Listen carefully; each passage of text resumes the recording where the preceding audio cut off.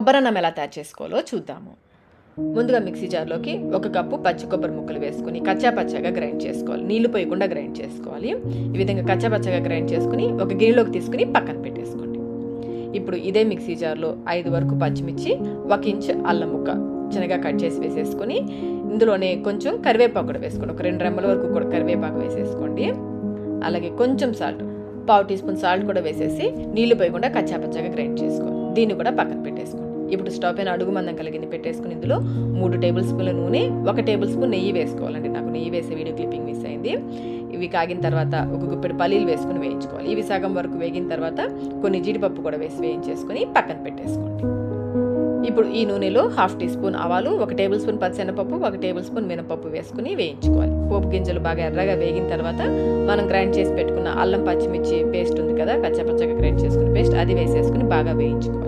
ఈ పేస్ట్ వల్ల కొబ్బరన్నానికి మంచి టేస్ట్ వస్తుందండి. ఒకసారి ఈ విధంగా అయితే ట్రై చేయండి. బాగా వేగిన తర్వాత మనం కచ్చాపచ్చగా గ్రైండ్ చేసుకున్న కొబ్బరి ఉంది కదా, అది వేసేసుకోవాలి. ఫ్లేమ్ని లోకి మీడియంకి అడ్జస్ట్ చేసుకుంటూ ఈ కొబ్బరి కమ్మటి వాసన వచ్చేంత వరకు బాగా వేయించుకోవాలి. ఈ కొబ్బరి కొంచెం వేగిన తర్వాత ఇందులో 2 రెమ్మల కరివేపాకు, అలాగే కొంచెం ఇంగు, 1 టీ స్పూన్ ఇంగు వేసేసుకుని బాగా వేయించుకోవాలి. కొబ్బరిని మరీ ఎర్రగా వేయించాల్సిన అవసరం లేదు. కొంచెం కమ్మటి వాసన వచ్చేంత వరకు వేయించుకుంటే సరిపోతుంది. అలాగే రుచికి సరిపడినంత సాల్ట్, నేనైతే ఇక్కడ 1 టీ స్పూన్ సాల్ట్ వేసాను. సాల్ట్ వేసాక అంతా ఒకసారి బాగా కలిసేలా కలిపేసుకుని ఇందులో 1 కప్పు బియ్యంతో వండిన అన్నం వేసేసుకోవాలి. అలాగే వేయించి పెట్టుకున్న పల్లీలు, జీడిపప్పు ఉన్నాయి కదా, అవి కూడా వేసేసుకోవాలి. ఇవి వేసాక స్టవ్ ఆఫ్ చేసేసుకోండి. స్టవ్ ఆఫ్ చేసేసి అంతా ఒకసారి బాగా కలిసేలా కలుపుకోవాలి. ఇంకా మీరు కావాలంటే పైనుంచి 1 టేబుల్ స్పూన్ నెయ్యి వేసుకోండి, ఇంకా కమ్మగా ఉంటుంది. ఈ కొబ్బరి అంతా కూడా అన్నానికి బాగా పట్టేలాగా కలుపుకోవాలి.